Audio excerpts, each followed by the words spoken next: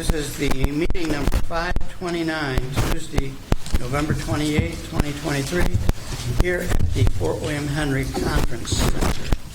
And thank you all for coming. Thank you all for coming out. It might be the coldest, seemingly, day of the year.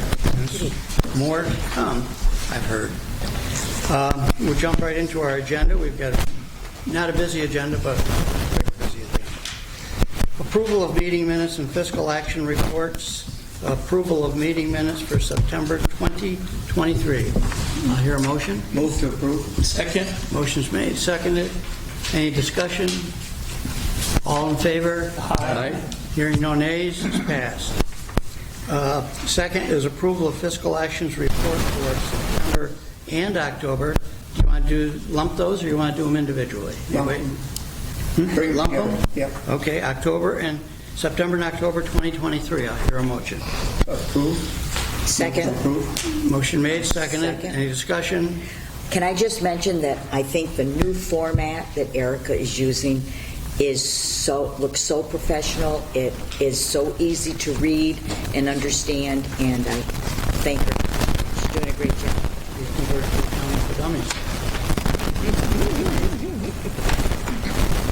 3 years of accounting, which didn't go very far. So it's carried. I guess I made a motion. Item number 3 is presentation on the current scientific initiatives on Lake George by Dr. Kevin Rose, who's here with us, and we're going to ask Dave Wick to introduce him, please. Yeah, thank you, Mr. Chairman. So we have Dr. Kevin. I took over as acting director of Darren Freshwater Institute last summer, July 2022. So I believe Kevin took over for Dr. Grellier tonight. And so he's been very since.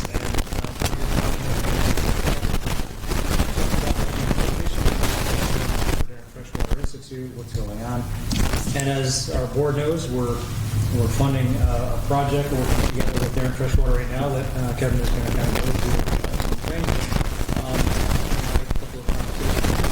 And a few other things I found exceptionally knowledgeable and open and honest, so I thought it would be great to have him here today. Just kind of get an interim status of that project and maybe answer any questions that you might have about, what's happening with the Jefferson project or Darren Freshwater in general, or just kind of the future of science and the lake. So, Great. Thanks, Dave. Those of us who are neck impaired should move. Yeah.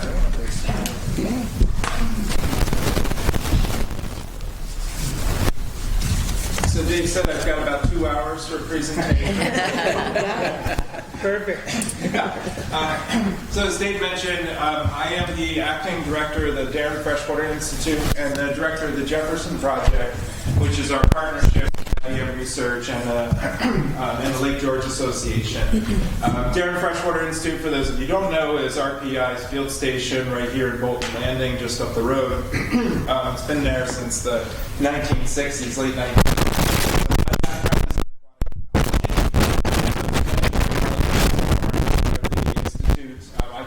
Last summer, and one of my goals is just to broaden awareness of who's doing what in the region, what we do, what are some of our research interests, and there's frankly a lot of different things I can talk about. I'm going to highlight some of the Jefferson Project, what it really is, what it entails, and one of our major initiatives right now, which is really trying to understand harmful algal blooms in Lake George.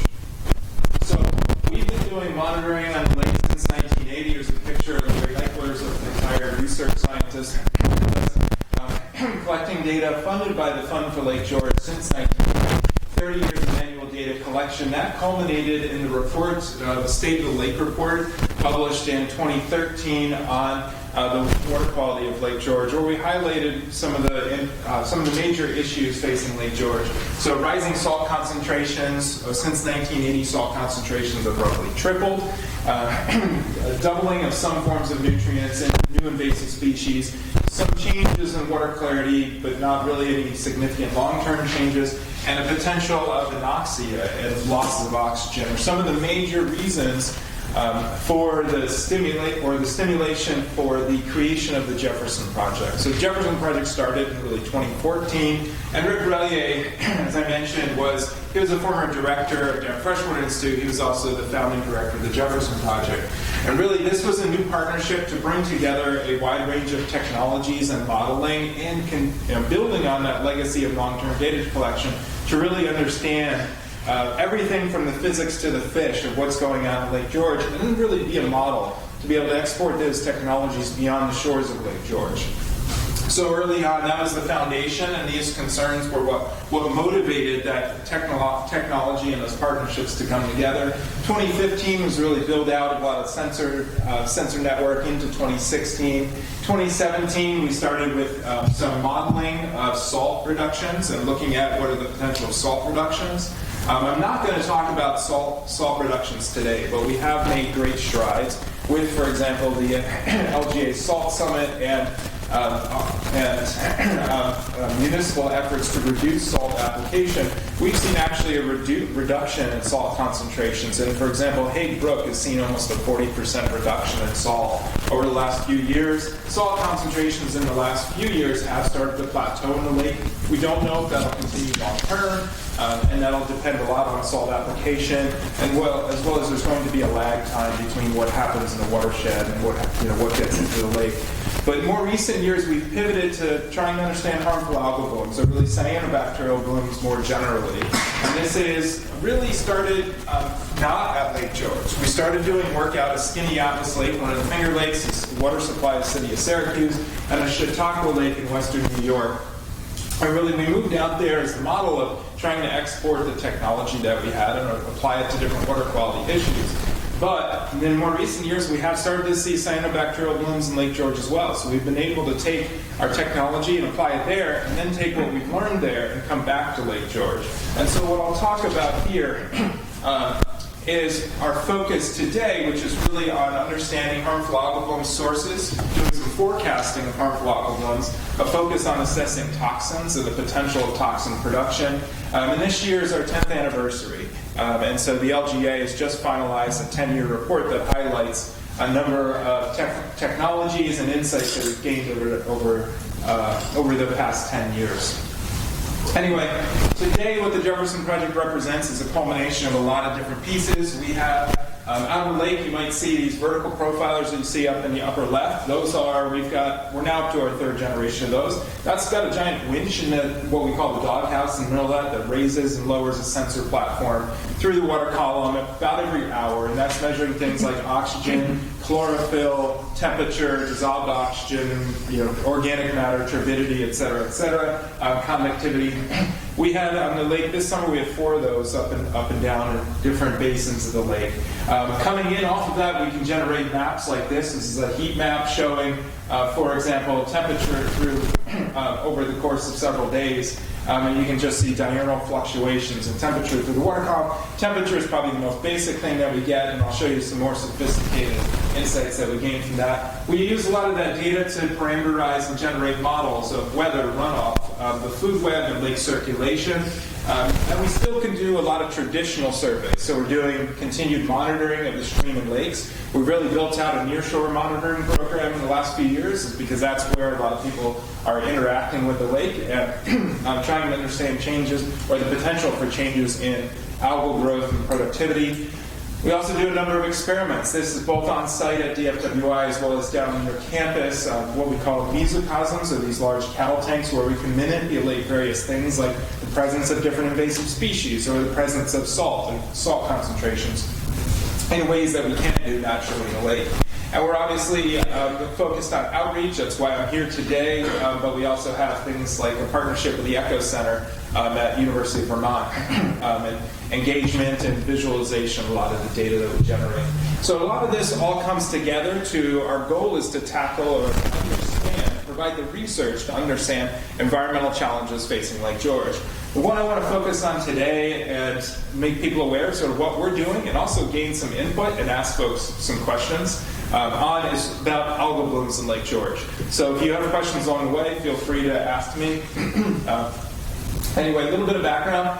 Algal blooms in Lake George. Algae are completely natural part of water bodies. Cyanobacteria are completely natural. Cyanobacteria have been around long before humans were here. It's believed that cyanobacteria oxygenated the atmosphere about 2 billion years ago, for example. So they're completely natural, and normally there's low concentrations in Lake George. Give you a sense, in Lake George, we measure things often with chlorophyll concentration, and Lake George is about 1 to 2 micrograms per liter. Give you a sense, like Lake Erie, which is pretty high, or reservoir out in the Midwest might get up to 50 to 60 micrograms per liter. So it's what we would call an oligotrophic lake, very good water quality. But sometimes, even in low nutrient systems, we can get what's called harmful algal blooms. So these are often formed by cyanobacteria. So these are bacteria that can also photosynthesize. And what we see is really a surface manifestation. So they look like blooms like this. This is a pretty green lake already, but you can get these surface gums even in low nutrient lakes. And I'll show you a couple pictures that we have of Lake George. They clearly don't look nearly that bad. Harmful algal blooms are these gross surface aggregations of cyanobacteria can form toxins that can produce skin allergies, rashes. They're a respiratory irritant. There's been an amino acid that's been linked to Lou Gehrig's disease too, so there are some important human health concerns about these. Fortunately, I'll just jump to the punchline right now. We've never measured any toxins in Lake George, so that's a good thing. But I'll talk also about why we're still concerned for the future. And one thing I want to bring back, I'll bring this back up at the end, is really inconsistent definitions of what does it mean to be harmful and what does it mean to be a bloom, too. And that challenges research and management. Part of what I want to get out of this meeting, too, is try to assess or come to a conclusion of what does it mean to be harmful and what does it mean to be a bloom, here to come up with a definition for Lake George. So a little bit more background on what's going on in the region. This is a paper published in a scientific journal by Rebecca Gurney, who was at the DEC. She now recently left, and she's with the USGS at the Water Science Center in Troy now. She published this paper using all DEC data from 2012 to 2020. And this was lakes across New York with confirmed cyanobacterial harmful algal blooms.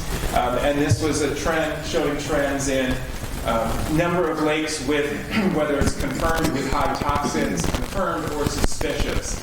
The DEC got rid of the suspicious category in 2020 and just said if everything that was suspicious is now confirmed, even with the picture of it. But things you can generally see is there's this upward trend in number of reports over time and number of confirmed blooms, and that's where the DEC got a measurement of toxins. And certainly widespread across New York, and we see algal blooms in a very large number of water bodies across the state. In terms of algal blooms and cyanobacterial blooms in Lake George, now since 2020, we've consistently seen algal blooms, certainly in the fall, or cyanobacterial blooms in Lake George. Here's a few pictures from last fall. So we've got some where we have had some blooms this fall as well, but we don't have the data all worked up yet. So everything I'm showing most of what I'm showing is from 2022. So this is what a bloom looks like in Lake George here. That we see this surface streaking, and in general you can see the concentrations are still pretty low. So again, it's what constitutes a bloom is up for debate here. And the DEC traditionally has defined a bloom as 25 micrograms per liter chlorophyll. I mentioned that the Lake George averages 1 to 2 micrograms per liter, so that is orders of magnitude higher than what we typically see in Lake George. And by DEC definitions, we might never have even reached the threshold of what constitutes a bloom. However, in isolated days, it might get up to 25 micrograms per liter, but it's not going to be over a very large area, that's for sure. Anyway, this just gives you a sense of what we're seeing, typically often in the fall. And the recipe, what people have typically said, the common understanding of what precedes an algal bloom is you get high nutrient concentrations coming in from often impervious surfaces or dysfunctional wastewater treatment, non-functional septic systems, etc., runoff from urbanized areas or agriculture. You get warm temperatures, lots of sun, calm conditions, and that stimulates cyanobacterial bloom. And that's the traditional thinking, but it's definitely not that simple, because if we go to Lake George, well, we have low nutrients. And our our blooms are mostly occurring in the cold season, in the fall, late fall. So right there, we are showing that this recipe for cyanobacterial blooms doesn't hold. And what we found is that, in studying other lakes like Skaneateles Lake, one of the Finger Lakes, is that it gets a lot more complicated. And there's other processes at play, from the physics to the chemistry to the biology. And it's really the benefit of having all of our sensors and technology on Lake George is we can zero in on the conditions that precede the cyanobacterial blooms a lot more. So what I'm going to show you in the next few slides is what are those conditions, and then get into, okay, why do we think cyanobacterial blooms are changing now? Why now? And so first, the technologies have been deployed for a number of years now in Lake George. We've got monitoring atmospheric sites, near-shore sites, and offshore sites all up and down Lake George, and also a number of stream sites. So we're monitoring 10 of the big major tributaries feeding Lake George. A little bit of background I want to introduce to that's going to be really important. This is the real science here. Lake stratification. For those of you who aren't aware, so typically in the summer months we get a warm layer on the top of the lake called the epilimnion, and we get a transition zone called a thermocline or metalimnion that sits in between the epilimnion and the hypolimnion. So surface waters and deep waters with a transition in between. The difference there is that epilimnion is warm waters, higher temperatures, lower density waters. And that hypolimnion at the bottom is colder, higher density. So you get a density difference, right? We can almost think about it as oil and water, right? The oil sits on top of the water, and those two layers don't mix very easily. And if you have inflowing water in the summer months, it's going to plunge. So inflowing streams often do not mix right with the surface waters. It's not just like they spread out and mix instantly into the lake. Oftentimes they'll come and find their neutral density, or the layer at which it's the same salinity and temperature, reaching that same density. And in the fall, these conditions start to change where the surface waters cool down. Right at this time of year, we're pretty close to the entire water column mixing. And that's because the hypolimnion is pretty cold. It's about maximum density of water is 4 degrees C. That's about close to 40 degrees Fahrenheit. Those surface waters are cooling down. And as they cool down, those deep waters are colder and make up more and more of the water column. So that resistance to that stratification, that oil and water phenomenon that we get in the summer, weakens as the fall goes on. And eventually it'll mix. And then the whole water column is isothermal, and it'll be mixing top to bottom. And that happens in the fall, and that happens again in the spring. So that's just a little bit of science background. And I mention that because stratification is really important for a lot of the phenomena that we see. So we had some of those pictures that I just showed of some of those blooms in Lake George occurred in last October. So just over a year ago today, or last week. 13 months ago now, about. And what we see, so on the bottom here, what you're seeing is temperature over about a month preceding the algal bloom. And this is from the surface to about 30 feet deep, or 10 meters deep in the lake. And so you generally see the surface waters are warmer than the deep waters, but it's pretty isothermal, meaning it's roughly the same temperature top to bottom here, but you see the red to blue as it's cooling down as the fall goes on. And at the top, you're seeing two lines on there. One is black, is the air temperature, and the blue is the wind speed. And first, I want to point you out, surface bloom was observed on this day. Preceding the bloom was preceded by a number of unseasonably warm days and very calm conditions. And what happened there is we can see right the day of the bloom, you can see that it's white in those surface waters. The white on top of the blue means we got this temporary stratification, meaning the warm surface waters just got the density reduced and it got very calm with very low conditions, and the different layers separated. If we look at now, Schmidt stability is a measure of our stratification. How strongly is that lake stratified? Is it a lot like oil and water, or is it almost the same temperature top to bottom? So, the higher the stability, it's more like oil and water. It's very difficult to mix those different layers. As the lake is cooling down, as the season's progressing from October through, beginning of October to when our bloom occurred, we can see the stratification is weakening that whole time, right? The surface water is losing temperature. And then right before the bloom hits, we get that temporary restratification, where now suddenly those different layers are separated. At the same time, we see our chlorophyll concentration. So aerial, this is the whole water column summed up. Looking at chlorophyll concentrations, it's climbing and climbing through as the days goes up. And what's happening is all summer long, as algae photosynthesize, they're taking up nutrients, they're settling out of the water column, and they die and they're decomposed deep in the lake. And the nutrient concentrations are higher, deeper in the water column. And as the lake starts to mix into the fall, then those nutrients start to get closer to the surface. Right? And that's because the stratification is weakening and those nutrients get higher, and they're feeding the algae as it goes on. And so we've got a lot of growth in the middle of the water column. A lot of cyanobacteria are growing, and that's what this is showing us. And then boom, the day of, we get that restratification, and all those cyanobacteria can float. And so the water column's no longer mixing, it stabilizes, and then they all float up to the surface. And what we see is a surface manifestation of something that's been developing for weeks before. Okay. The other thing you see right here is that it looks like chlorophyll concentrations actually drop the day of the bloom. That's actually an artifact of the fact that our sensors start at about half a meter, 18 inches below the surface of the water. So what is happening there is all those cyanobacteria that were in the water column are floating right up to the surface, and we can no longer detect them by our sensors that are about 18 inches underwater. So what we see looks like a drop in chlorophyll just means that they're right against the surface. Anyway, so knowing this process, so understanding this process from last fall, we started implementing a procedure to forecast blooms ahead of time. And so what we did is, this is our forecasting system. This is one of our research scientists that pulls in data from our vertical profilers of what the current conditions are through the water column. And he's pulling down, NOAA has 35-day forecasts of what the weather conditions will look like.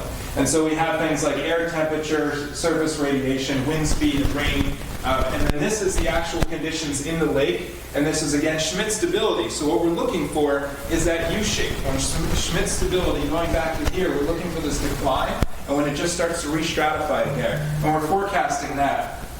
And so this is the forecast, this is historic, and each one of these lines is a different model. And so we can almost think about those as, if you've ever seen the spaghetti plots from hurricanes, where's that hurricane going to go? We've got the same thing for the lake in terms of different models that are projecting out into the future. We can see then that right in that little window, we can see that U-shape, right? We can see that Schmidt stability is picking back up. So we said, okay, that's our window of when we're expecting cyanobacterial blooms to occur, based on now our understanding of what is seeding these blooms or the conditions that facilitate them. And so we let the Lake George Association know. They put it out to their alga watch group, and sure enough, there was an alga bloom confirmed in that period a couple days later. This is certainly not a perfect science, just like this is not a perfect science. That we've missed some blooms in the past this fall, and we've also predicted blooms and haven't seen them yet. We're trying this winter to try to refine our models with pull in the data to try to better understand what are the specific conditions on when exactly are they going to form, and using a three-dimensional model now, we're also trying to predict where in the lake they're going to confirm. So this will tell us when exactly it'll confirm, but if we can understand the circulation of how the water is moving around the lake at a given time, then we might be able to also say where it's going to be occurring. Okay, so where we're at right now, what we understand about what's leading up to the algal blooms in Lake George is that in a cooling lake, higher nutrients or deeper in the water column, they're making their way up closer to the surface where they're more accessible to algae. And we know that happens this time of year. And then we also know that unseasonably warm weather leads to temporary restratification, setting the stage for those surface algal blooms. And understanding that sequence has enabled us to generate algal bloom forecasts. But right now, our research focuses on, okay, we know there's also blooms at other times of year. Why? And why are we seeing more blooms now? I showed with Rebecca Gurney's paper that there's an increase in algal blooms, or at least observations of algal blooms, across New York State. So we know that meteorology leading up to blooms provides an understanding of proximate factors. What we're trying to really understand is the ultimate drivers of why are blooms occurring more frequently now, both potentially in Lake George as well as across the state and really around the world. So that's our real research question. That's what we're focused on understanding. We've got two working hypotheses that I want to share with you because I think they both have management implications. The first is that we've actually, this is the downside of environmental success. The 1990 Clean Air Act amendments were tremendously successful at reducing atmospheric deposition of nitrogen. So nitrogen historically has been deposited. This is sulfur dioxide from acid associated with acid rain, but NOx emissions have also trended the same way, where we've seen a decline in sulfur dioxide and nitrate concentrations. Using data funded from the EPA, we analyzed historic data sets from across the Adirondacks and found nitrate concentrations are declining substantially. We've seen huge declines in nitrate. Nitrate is a really important limiting nutrient. But what cyanobacteria favor, cyanobacteria do really well when nitrogen is low relative to phosphorus. Right? And so the blooms that we see might be a product of our own success, because that ratio of nitrogen to phosphorus, when it's really high, other types of algae do really well. When it's really low, when that ratio gets under 30, it's when cyanobacteria start to dominate. So a low ratio means if that's true, that means we really need to target P input, phosphorus input reductions, in order to reduce the likelihood of cyanobacterial blooms. Give you a sense, I mentioned that ratio of 30 being really important for cyanobacteria, and that's well known in the literature. This shows you some long-term data now that we have this from manual data of different forms of nitrogen. This is the ratio of total nitrogen to total phosphorus. When it's below 30 is when cyanobacteria do really well. And what we see is in the northern part of Lake George and the southern part of Lake George, decades ago that ratio was almost always consistently above 30. And now we see in both the north and the south basins in Lake George that it's consistently below 30. And so we're thinking this could be favoring cyanobacteria and shifting the whole community to be more cyanobacteria dominated, which could be why we're seeing more blooms today. The other potential driver, and this is hypothesis number 2, is that we're seeing more and more severe storms. So the National Climate Assessment, the 5th National Climate Assessment, was just released last week. And I'm sure all of you took the time to read the 100-page report. They highlighted a lot of changes in climate that have been occurring. One of them they focus on in the Northeast, and this is just trends in what they call extreme precipitation for the Northeast. And they showed that, for example, the number of days with over 2 inches of precipitation has increased almost 50% since long-term meteorological observations began in '58. Days of 3 inches of rain, 62%. Days of 4 inches, days of 5 inches. We're seeing substantial increases in these really extremely high precipitation events. Now, we're not looking at many days total. It is a minority of days. But these days are disproportionately really important in flushing phosphorus from the landscape into the lake. So we've seen just in Newcomb, New York in summer 2023, flooding in and around Long Lake. And from our monitoring station, as I mentioned, we have 10 gauging systems up and down Lake George. So we're monitoring 10 of these sub-watersheds around the lake.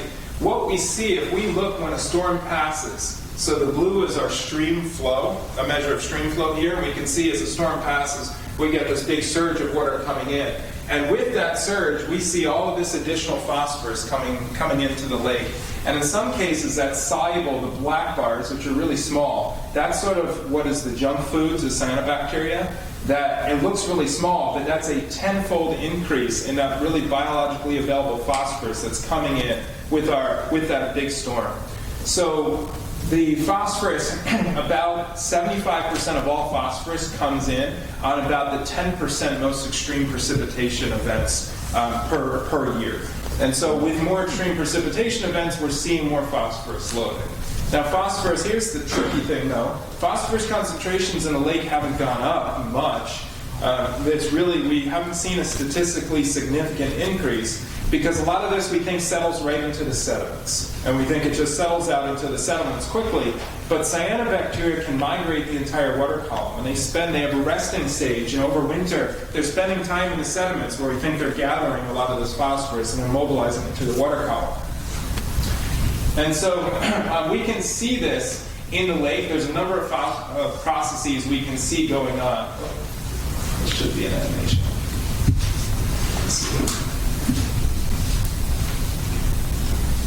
Yeah, this is not going to animate for me, but What we can see coming into the lake is those streams with those heavy storm flow events. What we're looking at here is temperature, conductivity, this is a measure of organic matter, so tea-like substances that are come from the watershed around it. And we can see that what happens with the streams is they're coming in and sinking right below that surface water. So I said, remember, the different layers, the oil on water and the stratification, they sink right below that stratified layer. And the streams coming in, we can see that, for example, that's a reduction. That's very low salinity water from a very major major summer rainstorm that flushed into the lake, and then we see it way offshore at very low salinities because it was dilute rainwater all the way out in the middle of the lake. And so the nutrients are coming in, sinking down to their neutral density wherever they tend to mix, either sinking to the bottom of the lake or splaying out at that intermediate layer where they're interacting with cyanobacteria and then feeding the cyanobacteria either in the sediments or in the water column farther down below the surface water. So we don't see any immediate increase in algae at the surface waters, and it's not until the conditions turn over later in the year that we start to see algal blooms occur. So the other thing that I want to highlight too is this research is all on trying to understand why cyanobacterial blooms are occurring in Lake George, and can we forecast them with any accuracy, and can we better provide management better tools to understand exactly where the food sources are coming from, the phosphorus especially is coming from to feed the cyanobacteria. Another thing we're doing is looking at the genomics of it. So we're taking samples from the phytoplankton of when there are blooms, bringing them back down to RPI, and running it through a genetics facility where we're looking at specific genes in the cyanobacteria. So one is we're trying to understand what are the triggers for blooms, yes, but then if there are blooms, are they forming toxins? And as I mentioned, I cut to the chase right in the beginning, and I said, yes, there are cyanobacterial blooms, but we have not measured any toxins in Lake George. That's great, but if we look at Skinny Atlas Lake, very similar productivity levels, very low nutrient levels, but that lake consistently forms toxins with most blooms. So what's the difference? Right? And some of it might be due to different species. And is it due to different species? But even within a single species, some types of cyanobacteria can produce toxins and some can't. So we're trying to understand when do they produce toxins, when they can't. What we know so far is that the algae, the dominant species in Lake George, don't even have the genes to produce toxins, at least for the dominant toxin microsystem. There are other types of toxins, antitoxin, saxitoxin, et cetera, that we're trying to install to do work on. But that's overall a really good story. It means that we don't even have the capability to produce toxins right now. But again, we don't even know why one species dominates. So could that species be replaced with a toxin-producing one in the future? Yes. How quickly? Well, the cyanobacteria in the summer only live for a couple of weeks, right? And yes, the dominant species has been the dominant species for a number of years now. That's good. But now we're trying to understand what's the potential of toxin-producing blooms. So that's right at where we're at now, and I can't say anything more than that because we don't know.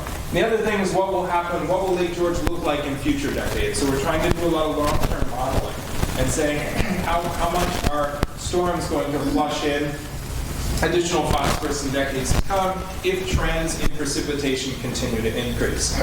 I will say, getting back to some of the management take-home messages, regardless of which hypothesis is correct, is it that nutrient ratio, the nitrogen and phosphorus story, or is it the extreme storm? The result is still, it's phosphorus is our take-home message, and effectively managing phosphorus is what we need to keep an eye on. And that'll probably have the biggest bang for buck in terms of reducing algal blooms. But how do you manage phosphorus? And we don't have a good sense on where a lot of the phosphorus comes from. There has been effective management for septic systems, and I applaud all your efforts to regulate septic systems. I think that's a part to this. But then also riparian buffer zones, the corridors around streams and lake shores, making sure they're really well protected, because that's what really gets eroded very quickly when there are extreme storms. So protecting those riparian buffer zones are really important. Okay, so to quickly summarize, Lake George algal blooms represent an important management challenge, best met by concerted collaborative efforts. Consistent definition of what constitutes harmful and bloom would be helpful. And that's something I'd like to talk about. Our data show that accurate forecasts are possible, but research is needed to improve our forecasts, understand the ultimate causes. As I mentioned, we think there's two causes of blooms: changing nutrient ratios that favor cyanobacteria and increasing storm severity that fertilizes lake sediments. Both hypothesized causes point toward the need for continued emphasis on pea management. And so far, no toxins have been detected, but we don't know what triggers are there for toxin production. Okay, thank you. I'd like to acknowledge my funding sources. So this work was paid for by the Jefferson Project, which is this partnership between Lake George Association, IBM, and RPI. So, any questions? When you were talking about your ratio of phosphorus to nitrogen, which the number was 30, Yeah. are you talking about like values like 0.3 divided by 0.01 equals 30, or are you talking about like 300 divided by 10 equals 30? These are low nutrient values. I mean, you're talking about really small, like decimal type. Yeah, well, it depends on what units you use, absolutely. But yeah, the lake is low nutrient, absolutely. So we don't have high phosphorus concentrations. This isn't Lake Erie or some disgusting reservoir somewhere. Phosphorus is low. It's definitely not high in the lake. So we're dealing with low inputs already. And Lake George is certainly blessed with the fact that it's a rocky, mostly forested watershed. It means it's naturally protected from a lot of phosphorus sources. That's why the water is low nutrient to begin with. So the concentrations are low. It's just that nitrogen has been declining rapidly while phosphorus has been flat. And so the ratio between those two has been shifting over time. And do you think that the differences in the readings with Skaneateles Lake is because there's so much agriculture around the watershed? I mean, that's the complete difference between the two lakes. Yeah, there's a lot of differences between the two lakes. There is a lot of agriculture there, and that feeds a lot more phosphorus into the lake. The lake is also bigger and deeper than Lake George, so it can take a lot more in terms of affecting the volume, the concentration. Skaneateles doesn't go anywhere close to anoxic, doesn't lose oxygen, and Lake George does start to, right at the edge of the season, starts to lose oxygen. When sediments go anoxic, they also release phosphorus to them. So there's a lot of differences between Skaneateles and here. Watershed differences is one. Regarding why a toxic form of cyanobacteria is favored there and not here, we're not sure. It probably does have to do something with the nutrient ratios. The phosphorus is even higher there relative to nitrogen, but we're not sure. Great presentation, thank you. Question for you on water movement. Is it always changing which way it's moving within the lake? Yeah, great question. It does. I mean, there's dominant circulation patterns, but it's going to depend on the wind speed, the wind direction, and the time of year quite a bit in terms of how strongly stratified it is. Yeah. And one other question. Where does the Jefferson Project or Daring Freshwater Institute stand on the Purcell Report question that's been out? Yeah, so we, Jefferson Project, so our RPI, what I can speak for is RPI, which is we are independent, so I have tried not to get involved in a Purcell Report personally, because do you want my personal opinion on this? Which is that Priscillacor, there's plenty of lakes that use herbicides. There's good reasons to use herbicides, and there's not good reasons to use herbicides. My personal perspective is it's more a values decision on how you want to manage the lake, and rather than a scientific question. I've tried to steer us away from that and focus on issues that we can all come together on. And the reason for this presentation was I actually want to move beyond Priscillacor. And I think cyanobacteria is something that we're doing a lot of research on, and I think should be on your radar screens as well. It's something that I think will probably get worse before it gets better. What contribution does milfoil have to phosphorus? Yeah, great question. Milfoil it gets really complicated really quickly. So here are some of the ways that milfoil can influence phosphorus concentrations. The presence of milfoil, so anything that grows in the lake will be taking up nutrients. And if you remove it from the lake, you're removing phosphorus. So hand harvesting can remove phosphorus from the lake. It's a small amount, but the harvesting process itself can mobilize nutrients out of the sediments. We don't really have a good sense on how much and how quickly that settles out of the water column. The other thing that the presence of macrophytes does is it suppresses those wave activity. So we know that when there's something called internal waves, and when they come up in the sediments and they crash into shores, that can stir up the sediments so it can be phosphorus rich. So the presence of macrophytes can suppress those waves and keep some of the sediments from coming out of the lake. So they can have both pro and con, and a lot of it's going to depend on how much you're harvesting, how you're harvesting, what time of year you're harvesting, all sorts of things.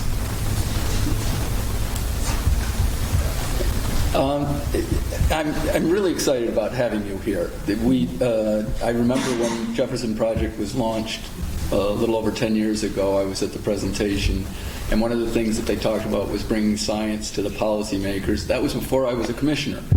And now I'm here, and I'm wondering, should we have you back once a week or once a month? What can we do to accelerate bringing science to our policymaking? I think so. This was Dave Wick had reached out, and I talked to Eric Sy and Pete Menzies of the LGA, and they very much welcomed me coming and presenting here. And I think the goal is to move beyond Procelicor, and certainly this is an area of research and something we're doing right now. I mean, Dave Wick said, hey, I hear you guys are doing all this management relevant research. Well, we're the managers, come on. And I hear that as a call to foster this relationship a lot more strongly. I will say, like weekly to monthly, our research doesn't move that quickly, that I won't have anything new in a week or a month. Once a year, at the end of the season type of thing, give you an update on here's the things we've learned this year, and here's what we're focusing on in the future. I think that is a great frequency to do this at, something like that. But any more frequently, I think I'd be rehashing the same stuff. That sounds good to me, because in all of the years I've been here, I think this is one of the first times. So this is good. Thank you. Kevin, do you think the fact that this past year was such an anomaly as far as rainfall, do you attribute that to climate change? I mean, that's one aspect where I never would have gone. Yeah, great question. The data show that the amount of precipitation is increasing over time. So you can't attribute any single storm to climate change, but you can say that climate change is making storms more likely. So over the course of a season, you can say, yes, on average, we have 10 more summer storms than we used to, right? And it is getting warmer and wetter, no doubt about it. And the long-term trends show that. But any individual storm you can't attribute necessarily to climate change because there is enough natural variability that you get severe storms anyway. I can say something I wanted to mention before regarding cyanobacterial blooms. So are they a new event? Probably not. We've probably had cyanobacteria. Well, we know cyanobacteria have been here as long as Lake George has existed. But the first blooms that we recorded were in October in 2020. Halloween in 2019, so the fall before, saw the single biggest storm that we've recorded at DFWI. In terms of the lake level now at the Lachute, the lake level fluctuated, 9 inches over the course of 24 hours. That is the single largest change in lake level that we've recorded since the lake level instrumentation has been put in. That storm dumped in huge volumes of sediment into the lake. I was talking to a homeowner who lives right near Hague Brook, and they said they were redoing their house, and they said their whole front yard or backyard washed out during that storm. We think that storm dumped so many sediments into the lake that were phosphorus rich, which seeded the sediments with phosphorus for the following fall for the first cyanobacterial blooms that we saw. So that's the type of thing that we're seeing is these very large punctuated events deliver a lot of phosphorus in it, and then sort of that's fertilizing your lawn for the next season of growth.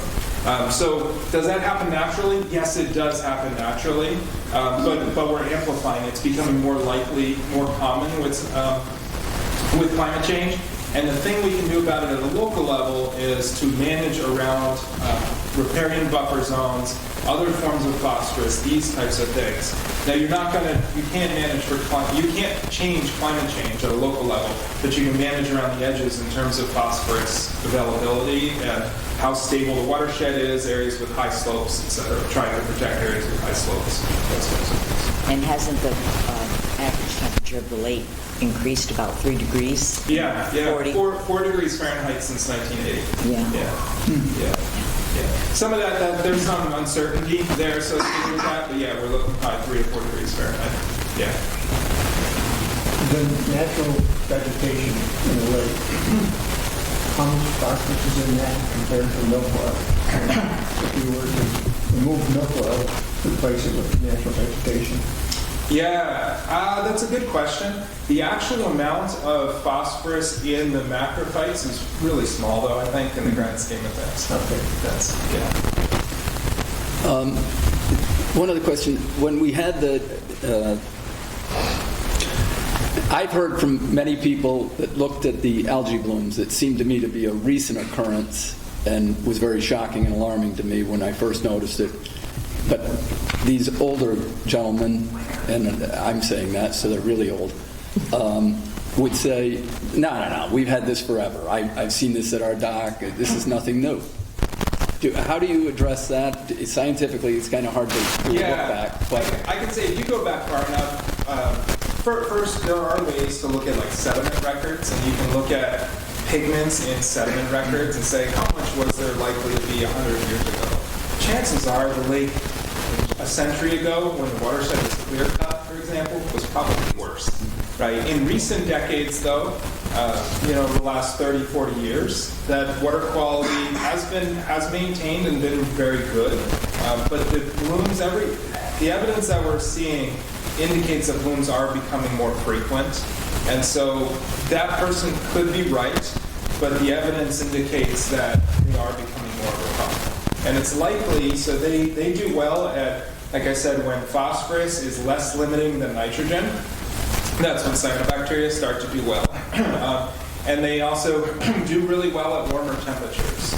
So those are things that are favoring cyanobacteria. So we're seeing the conditions that favor them. Are they completely natural? Yes. Have we had blooms forever? Probably small localized blooms have been occurring for every summer. So is it an awareness thing? We are more aware, there's no doubt about it. But are they actually changing? Our evidence indicates yes, they are. The one thing I wanted to ask all of you, this is a table from the Rebecca Gorney's paper. And I mentioned that the DEC defines a bloom traditionally as over 25 micrograms per liter. And you'll see right here in Table 2, it says criteria used by the DEC in the review of it for bloom status from 2012 to 2020. That was the date range over their surveys. Blue-green chlorophyll is cyanobacteria channel as measured by the sensor they have. Beginning in 2020, the suspicious status designation was discontinued. DEC designates all reports that previously met the criteria of suspicious as confirmed. So previously, the DEC said, okay, if you send us in a picture of a bloom, we'll say that's suspicious. And it's only if we actually measure the chlorophyll or we measure toxins that it's a confirmed bloom. I don't know why the DEC changed this, and they might be overwhelmed. You saw the map of how many sites have been surveyed at this point. But now they're taking a picture and confirming a bloom just based on a picture alone. The reason why I bring this up is because it really makes forecasting blooms a challenge. What are we actually forecasting, right? And I'd like some definition to be Lake George specific. And ideally, it's a definition that the Park Commission agrees to, that the LGA, that the RPI agrees to, that says, when we call a bloom a bloom, here's what we need, right? And I'd like for all of us to come to a consensus on this, because I don't necessarily like the way the DEC is doing it based on a picture alone. Because I think that it's not quantitative enough. And I think, in terms of tracking, like, are these things actually increasing? I don't want it to just be, well, how many people took pictures of the lake that summer, right? I want better evidence of it, and I want, more quantitative definitions. I've got my own feelings on this, but I also don't want to dictate it. What I'd like to do is permission from all of you to work with Dave and work with Chris Nowitzki and folks at the LGA to come to a consensus on, here's what should define an algal bloom for Lake George. But here's the thing, it's going to be different than the DEC definition, though. It's going to be Lake George specific. But we have to recognize that's going to occur. Are you guys comfortable with us doing that? Yes, Okay. I am. Yes, but we have to discount the elephant in the room problem. When I lived on the lake years ago, annually we would have a yellow bloom in our little harbor of pollen. And I would be willing to bet that out of 100 people, many people would say, oh, we have an algae bloom every year down by that. Yeah. So you have to sort that out. The DEC does have a reporting page. If you Google like NYS DEC algal bloom reporting, where you can upload pictures of it and ask for pictures, and then they'll tell you if it's a bloom or not. If you see a picture of a pollen, you should be able to say, no, that's pollen. That's not an algal bloom. Never met my neighbors. Kevin, I think it's an important point because we get asked quite often, even by some members of our board, to say, if you see something, I want to know that because I want to tell all my neighbors that we have a harmful algae bloom in whatever bed it might be. And I've talked about this. Is it harmful? Who's defining it as harmful? And what's the definition of specifically bloom? I see you and I have kind of quasi over lunch said it's really a cyanobacteria increase. Is it harmful to dogs or humans? Not by your science or definition. Is it a bloom? What constitutes a bloom? If it's smaller than the guy's doctor, is it really a bloom? Do we need to inform all of Harris Bay or Warren Bay or whatever else it might be? So I'm totally behind coming up with that idea. We talked to Dr. Gorney about that a couple of years ago. He says, this is the statewide standard, abide by it or not, but unless you come up with something better, then along you come a couple years later, and you're like, all right, well, let's talk about this because it's important. Yeah. And that's the other issue. So unless you're measuring toxins, which the DEC was, but not anymore, not unless they send in samples, but they'll still confirm a bloom without toxin measurements. And then what does it mean to be harmful? My intuitive definition means it should have toxins associated with it. But some people define harmful because if it reduces water clarity, it's harming the economic valuation of the lake. That's harmful. And it's like, well, no, we should have a consistent definition on this so we're not mixing messages to the community around Lake George. Yeah. Okay. So I think, Chris. And to carry on with that, I mean, and I've been of the mindset to kind of use a cyanobacteria occurrence, and that's what we've been seeing, but, it takes a day, 2 days, 3 days to get that toxin analysis. Yeah. We live in this world of instant gratification, they want to see it on their phone. So what do you do? So I tell people don't go in the water. I mean, if you're seeing that, I'm not saying it's harmful, but you've got to be cautious until you've got the answers. And I completely support, a discussion on that. Yeah, and that's where I think we should come up with clear definitions like a suspected bloom or potential toxins. Right. Until it's confirmed, and it does take time. There are test strips that we can get that can give us an indicator of toxins are present or not. If someone officially asked me as the director of the Jefferson Project, I would use the precautionary principle and say, do not swim in it if it's a suspected bloom. If it's my kids and I see a bloom, I'm going to say, you know what, we've never measured toxins here before. The dominant species never has had the genes, go ahead and swim. But officially, I won't say that. Of course, I'm in a room of journalists, so I should not have said that. So is it possible to come up with two definitions of a bloom? Is one being toxic and one not? Yeah, and maybe that's the difference between a harmful algal bloom and just a bloom. Right. Yeah. Or a suspected bloom versus a confirmed bloom. And this is where I'd like to work with Dave and Chris, for example, and say, let's all have the same set of definitions, and we can come up with those in probably a month's time and go back and forth. And then settle on that this winter, and then circulate that out to everybody and say, here's how to define it. it, and here's the process that we use to get to those definitions. I think the public would really appreciate it. Yeah, I think it provides clarity. Yeah. So, Kevin, you said earlier, you did not really know the source of phosphorus that you made the measure. And there's been in board members for years that have, but can you get an idea of phosphorus loading per watershed? Because, there are those board members who have said, well, Northwest Bay Brook, it's not developed, and that's the biggest load of phosphorus to Lake George. But is there a way to break that down per watershed? There is for where we have good data. So we've got stream monitoring on 10 streams right now, and then we have what are called rating curves, where it's like how much, how big of a storm have you had, and then how much phosphorus has been delivered. And so we can develop rating curves based on that. Records, data's okay for a lot of that. If Mark Swin was here, he'd be like, we don't have enough data to do that well. I think we can do a good job, an okay job of it right now for those 10 basins. Do you consider the length of the streams? For the delivery of it, there'll be a lot of things that weigh into it.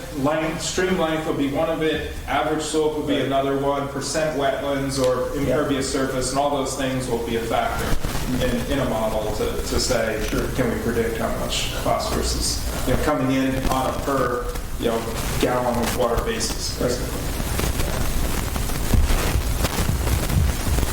Yes. I was really excited when we were invited to Durham, and I learned about a new toxin test that tests all at once, and it takes 6 minutes, but it takes really 2 days turnaround. Will that be used for every reported flow? Will Jefferson Project be doing this for us people? Yeah, great question. Right now, we're trying to, we've got some funding to do this work. A lot of the toxin work, though, we might end up outsourcing in the future. I don't know. It depends a lot on funding availability for this work. We're trying to scale up and bring in more sites in the fold.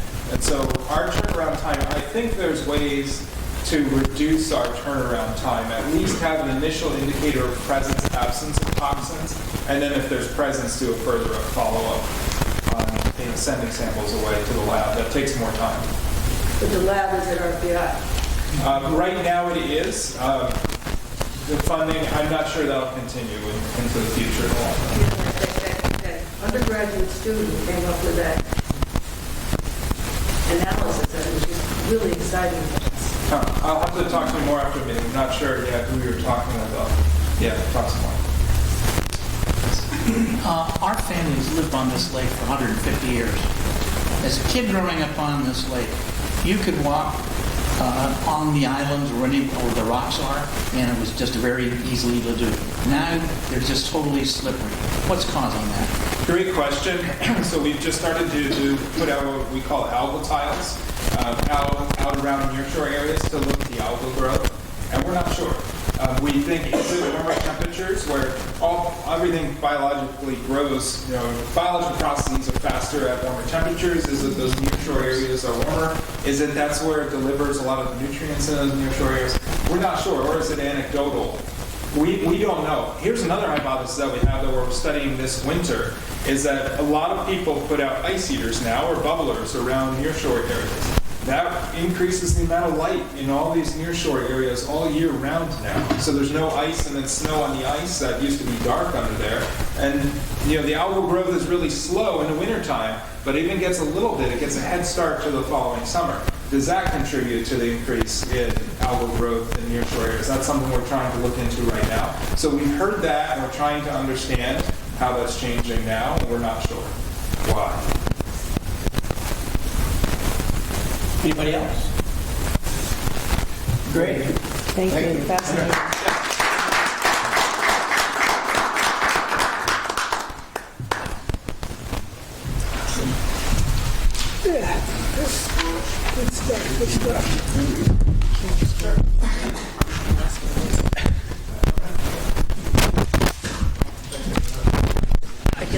say that brought tears to my eyes back in 1958 at my first week of college at Paul Smith College.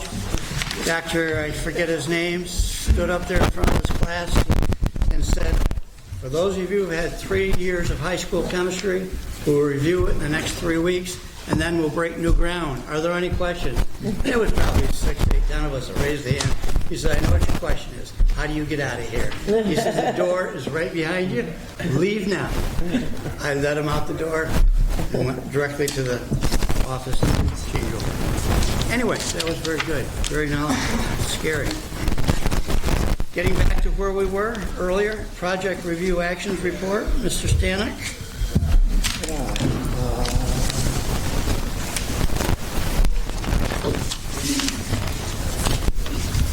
You don't have one. It's right there. Project Review Action Report 2023-35.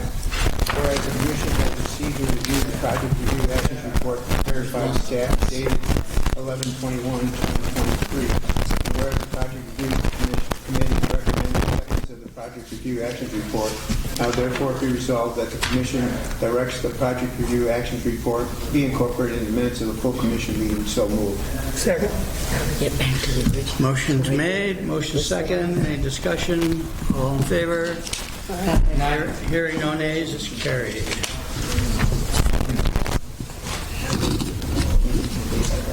A variance request for dock modification. Can't read today. Submitted by Carlton Mahoney, Town of Queensbury, and is that Jason? Okay, thank you. Expressed by Todd Mahoney, he resides at 87 Sealy Road in Queensbury, which is on the west side of Water Bay. Mr. Mahoney has proposed placing a bow lift on the west side of his straight pier, 58 by 8 feet wide. This pier is compliant. There's no outstanding enforcement with it. The issue with the placement of the bow lift is that the property lines, as they extend into the lake, his dock extends beyond his property lines as they extend to the lake. He's centered around a small unnamed cove, and it's sort of a acute angle the way his property comes together. So it would be placing the lift over the property lines and then in conflict with 646, 121, C11. It's important to note that he is berthing compliantly because the least restrictive of whether the shoreline setback or the property line extension is the determining for berthing, and that would be perpendicular. So he's currently berthing in this location, and he's berthing compliantly. There was comment from the neighbor on the closer side of that they were okay. They had no issue with the placement of this lift. And there was no other kind of jurisdiction or comment from other neighbor. I provided materials for you in support of this application. Page 17 will be the main figure for you to look over to demonstrate where the lift will be going. Pages 8 through 11 are a photo log for those of us who couldn't join us on our site visit.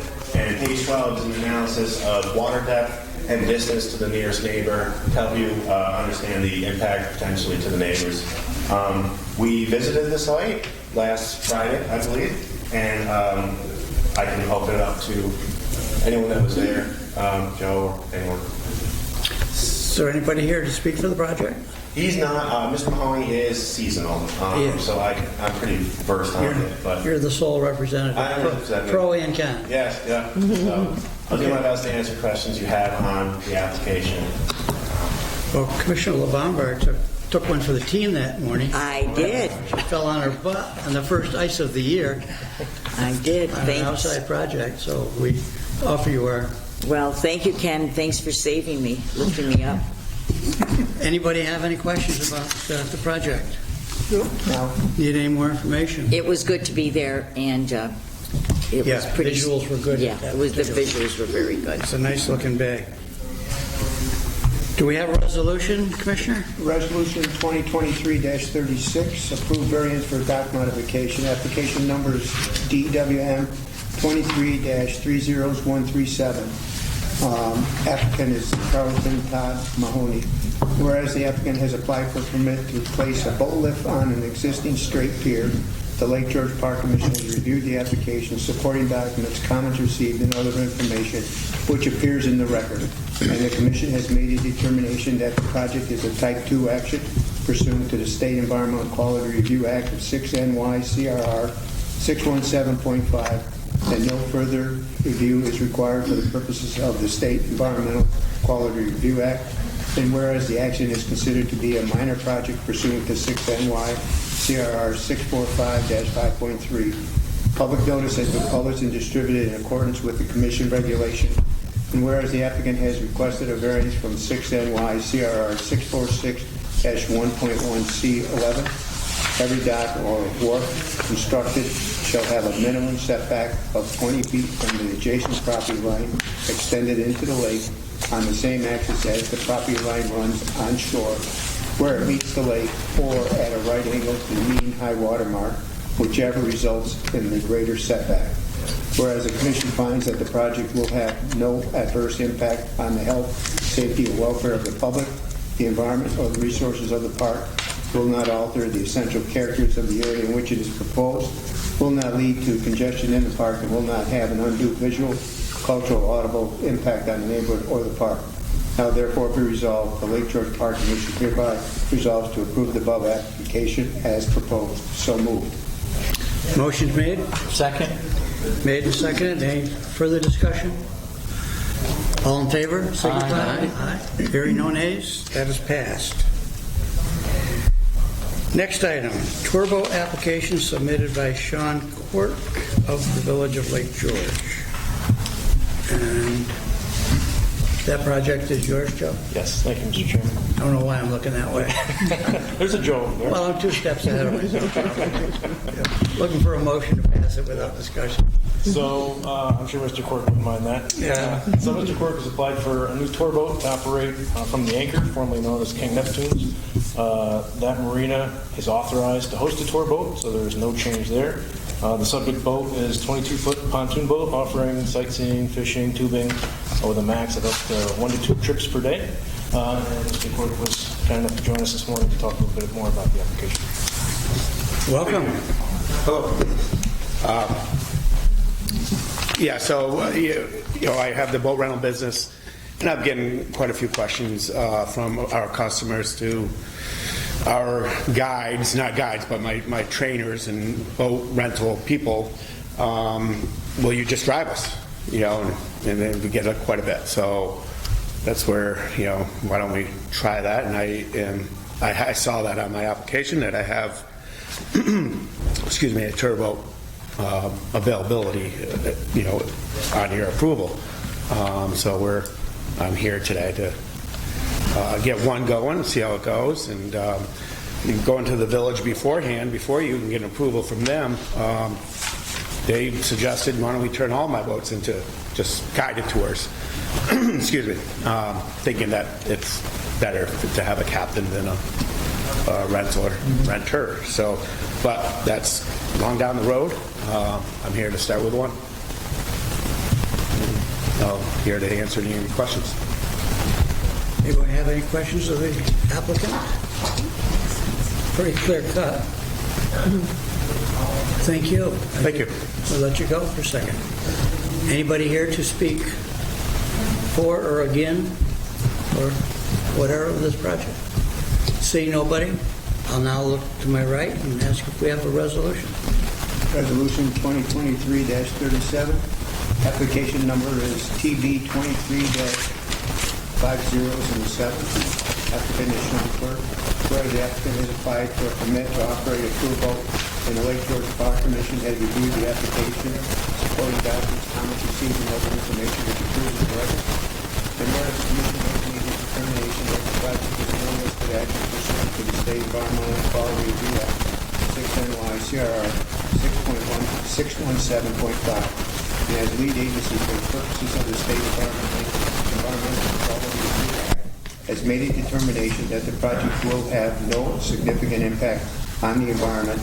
The action is considered to be a major project pursuant to 6 NYCRR 645-5.3. Public notice has been published and distributed as required, and the applicant has demonstrated compliance with the Commission standards for tour boats at 6 NYCRR 646-1.4D. And whereas the Commission finds that the project will have no adverse impact on the health, safety, or welfare of the public, the environment, or the resources of the park, and will not alter the essential character of the area in which it is proposed, will not lead to congestion in the park, and will not have an undue visual, cultural, audible impact on the neighborhood or the park.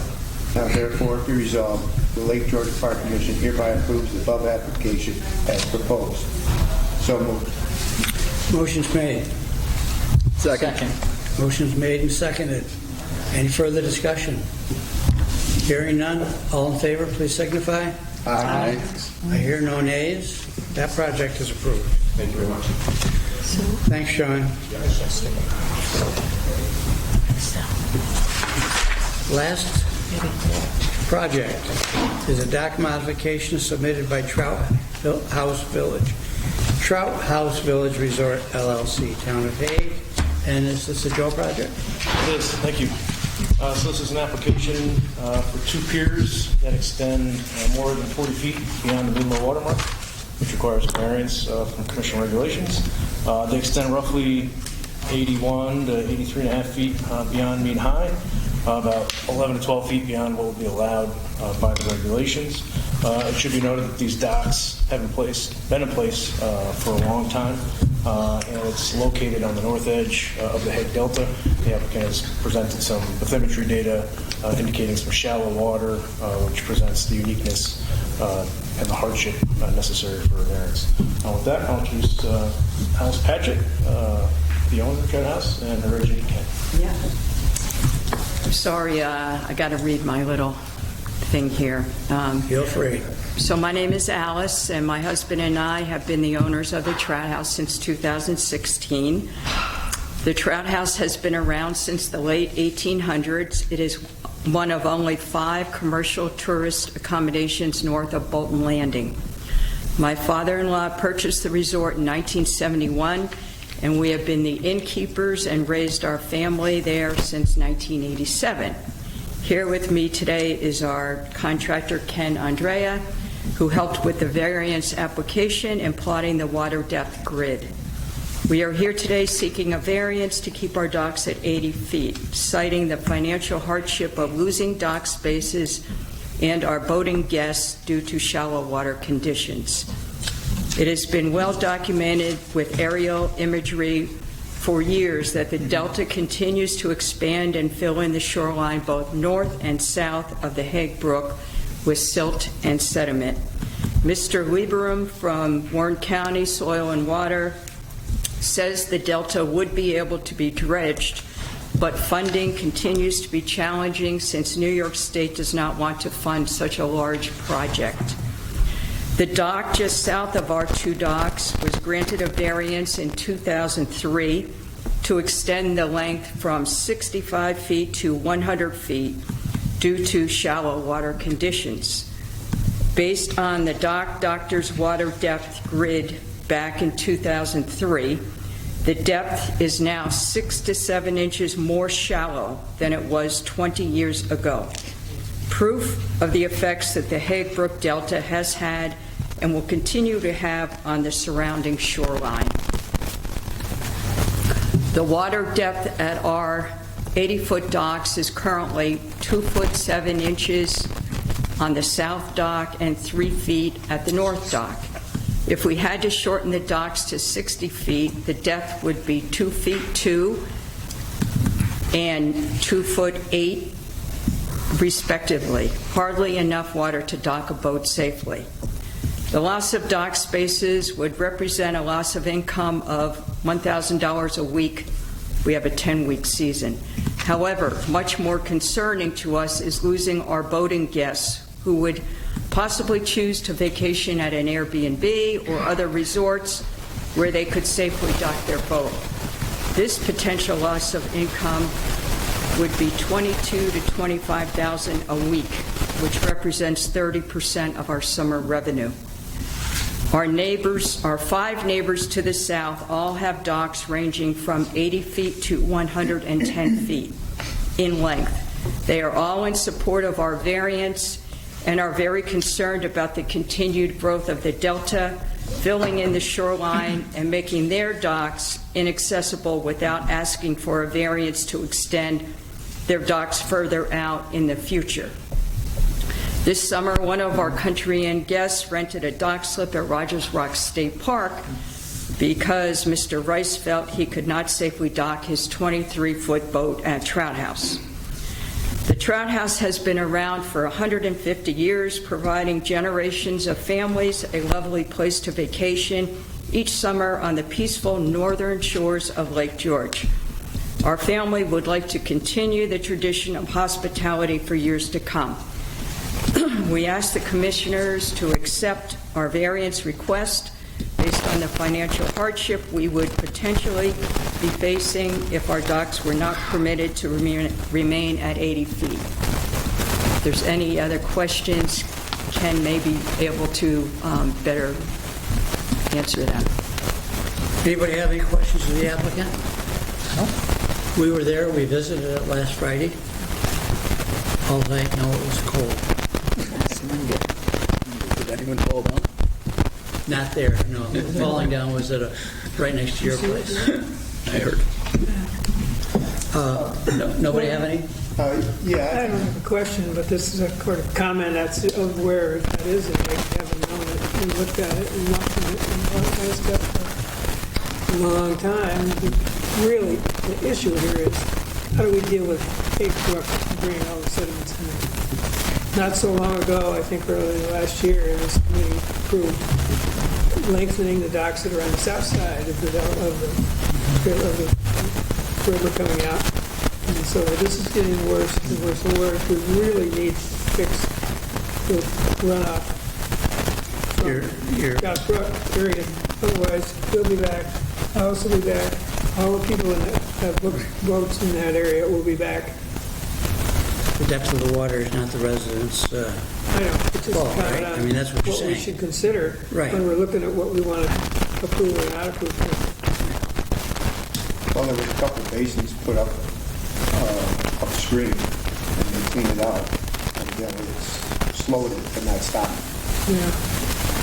I think a lot of those problems are related to the better hide. Don't tell anybody I'm saying this house.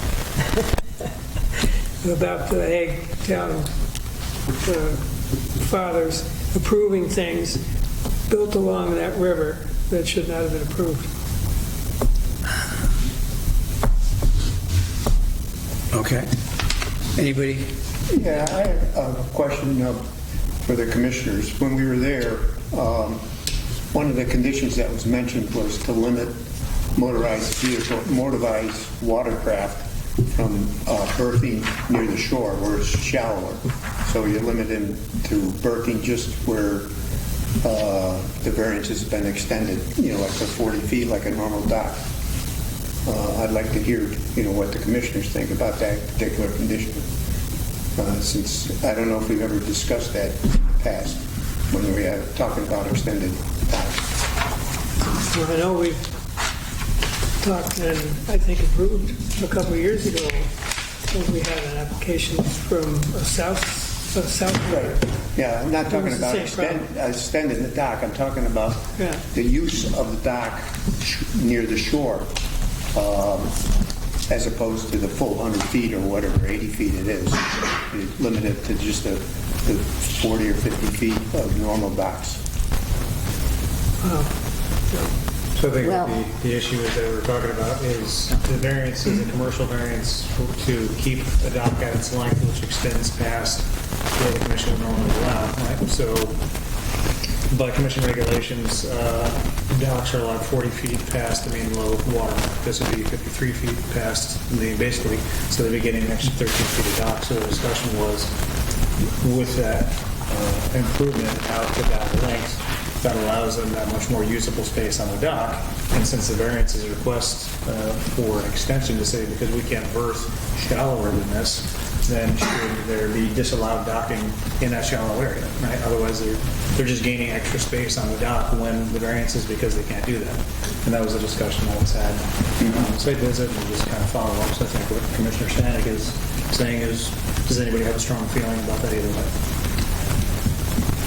way? We talked about it, Dave, and I really feel the rationale here is you're absolutely right. You're going to have the extra 13 feet beyond, isn't it 13 you just said? Well, So it doesn't go into details, but basically Yeah, instead of but having really, 40 feet of traditional dock, it'd be 50 feet. the whole rationale is because you can't dock your boats closer into shore, so I would think that there should be some demarcation of where the boats should not go past. Where the docking starts as you go Yes, out. or where the docking starts as you walk out onto the dock or the wharf as you're walking out. Okay, so we know where it attaches to land, so we measured all that off, so we're only going to we'll go out so far. No boats. Now you can start putting your boats in. I mean, to me, that's just common sense, I would think. Bill? I was not at the site visit, and I apologize I wasn't able to make it. But I appreciate the logic of that. That makes total sense to me. However, aren't we talking about 13 feet? Is it just the first 13 feet of docking that we would say there's no boats? It seems to me that that's just such a small amount that why are we even talking about 13 feet of docking that they can't put boats in? If it were going out 150 feet, we were talking about 100 feet or 50 feet or something where you could actually get a couple of boats in. That's an issue, but 13 feet, what are they putting there? A little rubber raft or something? Maybe Joe can explain. Yeah, having heard some of the discussion, and part of the standards for the designs are trying to give everybody 40 feet of berthing beyond the mean low, recognizing mean low is shallow and you might not be able to berth there.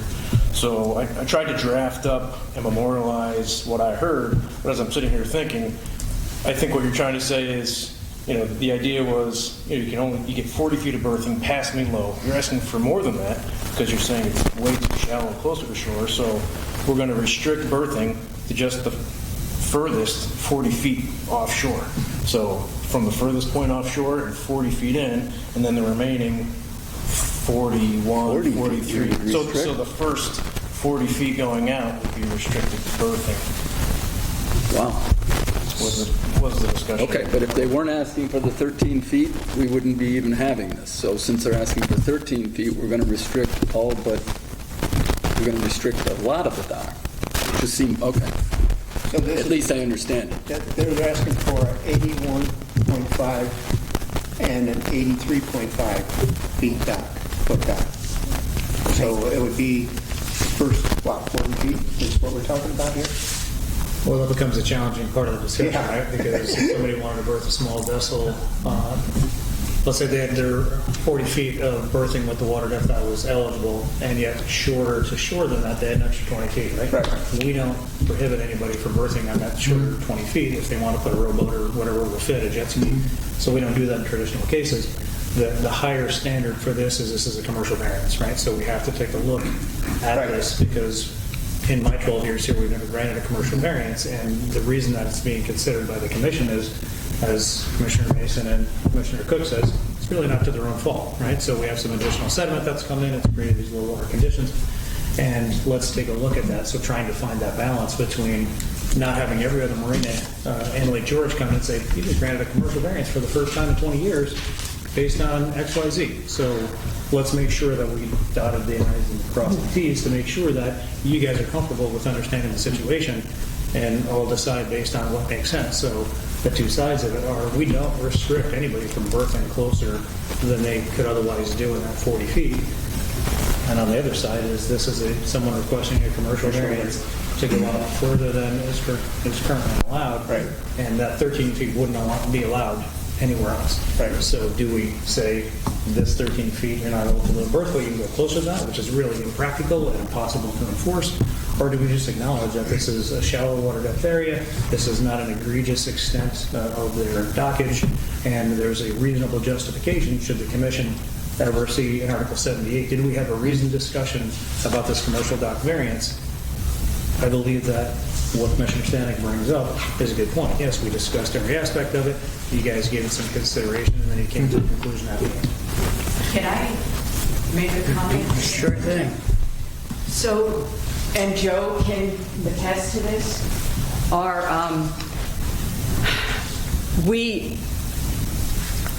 the first week of July, our first season, we had one motorboat in our whole place. We averaged probably 4.5 over the 10-week period. There are probably 2 weeks in the beginning of August where we may have 7 boats, 8 at the most. Our guests are, in fact, probably 70% of our guests are just happy just to do the rowboat thing and the kayak thing. Joe, you've been around. You can attest to the fact that Trout House has a very small fingerprint as far as motorized boats. We don't attract the same kind of clientele that maybe Bolton Landing and Lake George and Diamond Point do. And so we're not trying to have more boats. I can't stand jet skis, although a couple times in the end of August we do have a couple guests, but it's not the same situation. We're not trying to make more money on boats. It's a problem with the water depth. And in fact, I'm afraid right now, like Dean says, that I'll be back here in 10 years and say, I need to go 90 feet. And somebody told me a couple years ago, oh, we never give variances to commercial businesses. But I just feel it's just unjust if you don't understand our need for a variance. Well, in the practical purpose, a person coming in with a boat, and I know you're talking about your hotel guests, and if they went in too far anyways, they're only going to do it once because they're going to have to take the prop off, go get it repaired before they put it on the trailer and take it back home. Yeah, that's the limitation, maybe self-regulating. Yeah, same term I was just going to use. It will self-regulate itself. I mean, if there was a restriction, I would opt to have it be that it be not motorized, but they'd still be able to have Right. paddleable. That's what we talked about, it's not motorized. You could put it in a kayak or whatever, but not a jet ski or anything else that's motorized within the shoreline, or close to the shoreline. That's what I think most of us agree to being considered at this point. Right. So that's what the condition would be, is just limit the motorized vehicles from coming in to shore within that, what is it, the low water mark? 40. Yeah. All right. Joe? We settled in that? Just before we move on and get close to the vote, I just want to talk about water depths. I want to get a minute. We had a variance application from Mr. Kimball last July, 2 docks away, where he applied for variance to extend his 110-foot dock to 150 feet, and we denied it. And I just want to point out the differences in these applications. Not knowing which direction you're going in, I just want to point out the physical differences, so it's part of the record. Looking at the depths along those docks, they have similar average depths. However, at Mr. Kimball's, as some of you noted, I think we showed up with our boats all over the place, which is partly why it didn't pass. 20 feet offshore, he has a depth of 24 inches. And then that goes up to 27, 26, 25, all 2 feet plus along the entire length of the dock. And we're always kind of struggling with how much depth do you need for a boat or whatever. We usually fall around 24 to 30 inches. And so with 24 inches as kind of our rule of thumb minimum for a boat, that Kimball dock had sufficient depth starting at 20 feet and going 110 feet long. And that application was denied. In this instance, at both the north and south dock, you're not hitting that 24 inch of depth until you're 40 to 60 feet offshore. And so there are definitely some physical differences between that application and this one as far as navigability and the impact of water depth. So just want to make that part of the record. Again, I think as it comes up as to the grant. If a variance is granted in this instance for a commercial application, just want to put that in there. Joe, correct me if I'm wrong, but right here on this, picture on slide 48, at 25 feet offshore, the mean low water is 26.6 inches. So what you're looking at, that is the previous application that Mrs. Patrick referenced for the Henry Knox dock from the early 2000s. I'm talking about the dock south of that, which is a separate owner, Kimball. Gotcha. Okay, right. No, but I'm saying this is the one we're talking about now, though, this on number 48, on the 48. No, this is that was a previous? This was submitted by the Patchets as an example of, hey, a neighboring dock got a variance from offshore distance. I wasn't. It should be noted, Mrs. Patchett noted the differences in depths. She mentioned it. It showed 6 inches of, sediment coming in the intervening years. I should note the water depths taken at this were at a different water elevation. They were taken roughly 4.8 inches when the water was a difference of 4.8. When I normalize that to target navigation, it implies roughly 2 inches of sediment compared to the 6 you were thinking. But still, the point was made that it's definitely getting shallower, and we have granted variance in the vicinity of 100 ounce. Any other comments, questions, inquiries? I just think that there's something in between these two things. When I see somebody asking for 13 feet of relief, and I'm looking at the aerial view of this dock, they're not asking to go out any farther, and it looks like it's so much in keeping with the neighborhood, the existing docks, that the length of it makes sense to me. And I remember visiting the one to the south. I was involved in that and thought that one extended too far, and it clearly does. It already is out, and he was asking for more. I think if we're going to put a restriction on this, it has to be limited to the 13 feet that we're granting. My original logic, if we're going to give them 13 feet of relief, then we're going to restrict the first 13 feet, not the first 53 feet. Right. So if we want to restrict the first 13 feet to non-motorized, I understand that. But are we clear? We're going to read a resolution and see where it goes. I just want to check with this. We're not making a change, so I guess I don't need to. You asked the chairman. Go ahead. Not me. Read the resolution. There's a request. There's a request to talk. Yes, sir. We haven't let you speak yet. You should. Oh, sorry. You drove all the way down here. I did the grid on this, and I also have a 21-foot handicap in the garage, which we're talking about that initial 13 feet. If there's 4 boats at the end of these docks, one on each side, on the ends, I would not be able to park on the side. There is no way.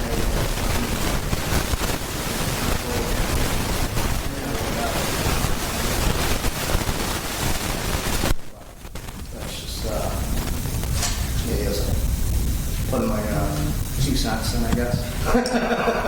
A good observation.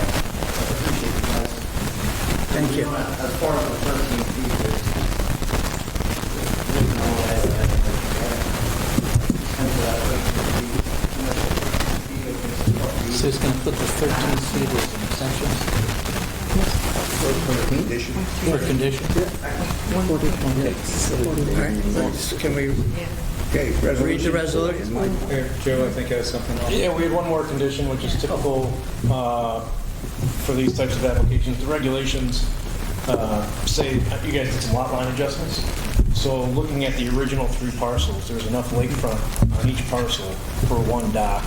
And to help, and I should have mentioned this, they've done some lot line adjustments between the Henry Knox property and the middle parcel to get their 20-foot setbacks pushed out and to provide sufficient lakefront for 2 docks. So that way the docks would be more in compliance with commission regulations without altering the docks themselves. So they've done as much as they can to bring the docks into compliance short of the variance request. But those original 3 parcels had enough lakefront for 1 dock each. The way they've shifted things, now there's enough for 1 dock each, and the southern parcel has enough for 2 docks. So it appears to increase the overall dockage at the facility as a whole. Obviously, they're coming in asking, for additional length because berthing is insufficient, and commission regulations say we are to consider, the maximum amount of docking either pre or post subdivision, and traditionally we've been conservative in that respect. So the second resolution for consideration is just consistent with past practice, saying basically that middle parcel where your beach is, where you would want to dock anyways, basically no docks on that middle parcel because it's been apportioned to the southern parcel. So that way they're not gaining dockage, through the option adjustments. I remember you explaining that to us while we were there. Is it my code? Was it any better the second time? I put my gloves on. So that would be a condition of the... Yeah, and typically, that we would just do that at the staff level, but since it's here... So we would include that as a condition? Yeah, Resolution 2023-38, approve variance for dock modification, application numbers DWM 23-30147. Applicant is Trop House Village Resort. Whereas the applicant has applied for a permit for two 81.5 feet and 83.5 feet long piers, and the Lake George Park Commission has reviewed the application supporting documents, comments received, and other information which appears in the record.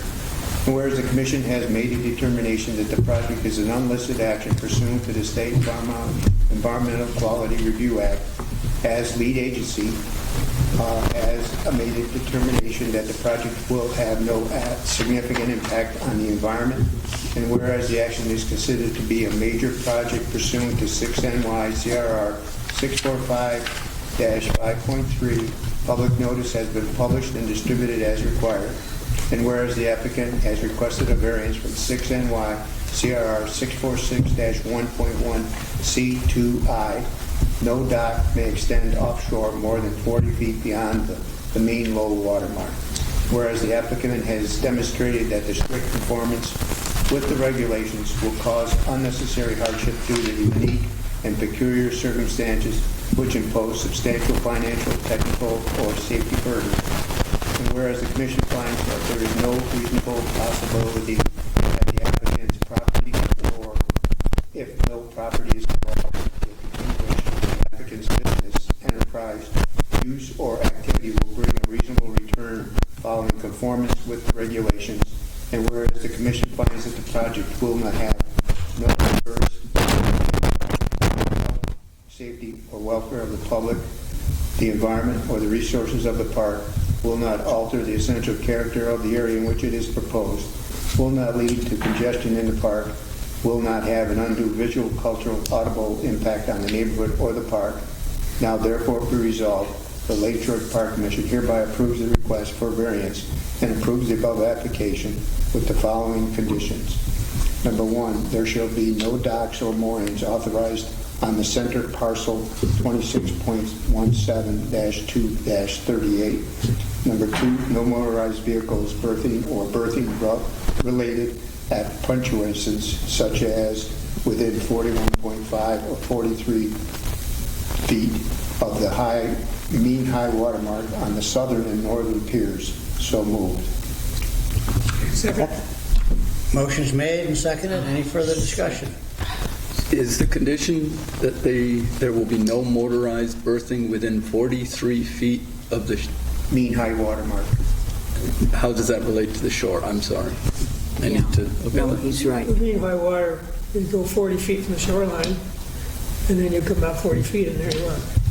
Okay, so if I don't agree with that condition, because I think it's too restrictive, I should vote no for the resolution. So are we counting that 40? I still don't understand. From the shore or from the... I get the mean low water mark. I'm having a tough time with the mean high water mark. Yeah. The effect is to limit berthing to the most lakeward 40 feet. So 40 feet of berthing at the furthest offshore location. So the last 40 feet of the dock going outwards is available. For motorized berthing. For motorized You're berthing. saying everything else can be for non-motorized. Right. So that means if you have a 23-foot boat, then you need a couple of feet, and then you're only going to be able to put a 15-foot boat in there. In other words, You're not going to be able to get 2 boats. On each side, I would agree. I think that is, now I'm beginning to think that might, It's too restricted. So what would you say would be a better restriction? I think we all agree that there's got to be some sort of... I agree, Additions in that definitely, Joe. Well, something in between the 13 and, I had been at 13 feet, is they were asking for 13 feet of relief, so restrict the first 13 feet of the dock. But what the resolution is to restrict the first, on an 87-foot dock, it would be the first 47 feet. So is there a number between 47 and 13? And I'd go right in the middle if you Would want it to. make more sense to the group to say no more than 4 motorized vessels on that dock? That makes more sense, Dave. That makes a lot of sense to me. Is that easy That's to better. enforce? It's easier to consider, et cetera, et cetera. Yes, that's better. Thank you. Does that fit in with Per dock. life in general? Yeah. Basically only 2 weeks of the season. You're going to change the conditions now? Yeah, change the Well, conditions. this is when you want to do it, so we're not losing boats to... Right, exactly. We have to make sure we're all on the same The page. conditions now are limited to 4 motorized vehicles on each. per dock. Watercraft on each dock. For motorized. Right. Motorized. So that would seem to meet the intent of, Let me guess, listen, it's a commercial variance, commercial. we understand it, that meets your needs. And it also addresses the issue that we understand that this is something that's a commercial variance. And here's a restriction to make sure this isn't going to be abused. It seems to meet the test. And we're not affecting rowboats Yes. and stand-ups and things That like would that. work for me. Yep. Yes. It works for the applicant. Thank you Yes. so much. So do we need to reword it and say it again? It's already, I think we all it's part of the understand record. Yep. 4 motorized watercraft on each dock. Does anyone prefer? Our attorney says that we're doing this right? This is the second condition. The first condition is the no docks or moorings on the center parcel. That one Yes. you're not touching. The second one is no more than 4 motorized vehicles, more motorized vessels on each dock. Yes. Yes, ma'am. Yep. Are you comfortable with those? So do you accept that yes. amendment to your motion? Yes. Is there a second? And do you accept the second amendment? I sure do. Okay, Okay. your turn. Thank you for gathering those seconds in. Anybody require a roll call vote, or shall we go standard? Okay. All in favor of the resolution as amended? Aye. Any nays? I didn't ask for any more discussion, but you know I'll let it. I think you got Hearing it. none, all in favor, it's passed. Aye. We get there, one way or the other. One more personal question off the record. Have they settled the town supervisor's job election or vote in May yet? That's December 1st. December 1st? My son was supposed to be the new one, but we'll see. December 1st. I guess it was 10 votes. So 10 votes is mandatory to have a recount. That's interesting. Interesting. I really appreciate it. Okay. Have a good season. The law enforcement report, folks, I'm just preaching here to the choir because we don't have any audience out there. We all know we're going to buy a new motor. We all know we have 1 boat in the water for probably the next 2 weeks, and you've got 5 officers who can be called upon to take the purpose. And also, the new law enforcement report is out, and it's wonderful. Good. The Marine Patrol report. Do we have it here? Fantastic. I recommend it. I have 2 resolutions to read. First one, Resolution 2023-39. Whereas the Law Enforcement Committee met on November 28, 2023 to review matters pertaining to the Lake George Park Commission's Marine Patrol and Commission's law enforcement program, and whereas active law enforcement cases and their status were reviewed in executive session, and whereas the Law Enforcement Committee has reported on the results of that committee meeting at this full commission meeting, and whereas the Law Enforcement Committee recommends acceptance of this month's law enforcement report. Now therefore be it resolved that the commission accepts the report of the Law Enforcement Committee. I so move. Second. Any discussion? All in favor? Aye. Carried, passed. I have one more resolution to read. Resolution 2023-40. Whereas the Lake Park Commission's Enforcement Committee has reviewed the status of the marine patrol vessels, and whereas the committee has identified the need of a replacement outboard engine for patrol vessel 101, and whereas the mission of the commission requires the continual operation of the marine patrol, and this vessel is essential to that operation at its present level. Whereas the commission staff has prepared specification for an outboard engine and has submitted these specifications to various suppliers of such engines. Now, therefore, be it resolved that the commission is hereby authorized to allocate funds not exceeding $19,000 in total for the purchase of one new marine patrol vessel engine. And be further resolved that the executive director is authorized to execute a purchase order for said engines consistent with the findings and requirements of state financial law and Office of Standards and Procedure and purchase of Office General Supply Procurement Guidelines. So moved. Motion's made. Second. Motion seconded. Any discussion? All in favor? Aye. Hearing no nays. We are done. The last thing is public comments. Any of you folks out there want to say something? I'm really sorry that Mr. Novitsky left, but I had a question for him this month. I rarely. There's only one motion left. Motion to adjourn. We adjourn. Hey, done.